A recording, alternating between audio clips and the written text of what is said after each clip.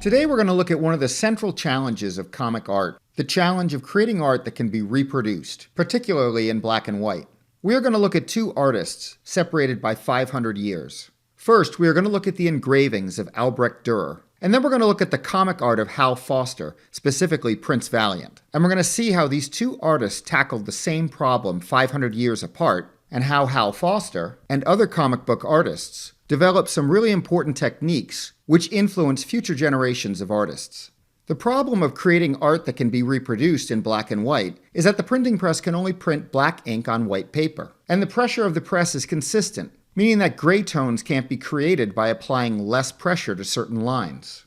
Dürer is the master of all the techniques we know now, hatching, cross-hatching, stippling, for overlapping lines to create midtones and density.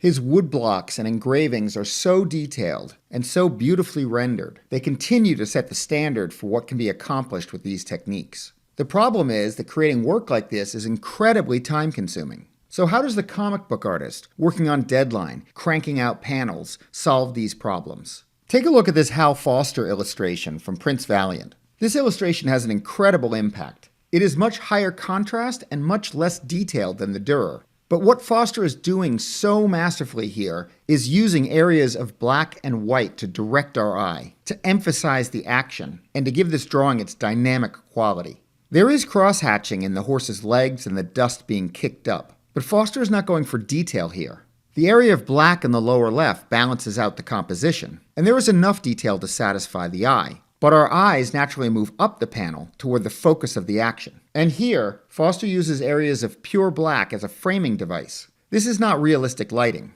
The shadows on the underside of the shields are almost like wings. These riders are flying. It also directs our eye to the horse's head, only one side of which has detail. In the middle of the horse's head is a white diamond, framed by a black outline to the left. This contrast is very powerful, and it also leads our eye to the face of the rider who is in pursuit. The composition, the use of pure black and pure white, and just enough detail to describe the action, make this such an incredible comic illustration.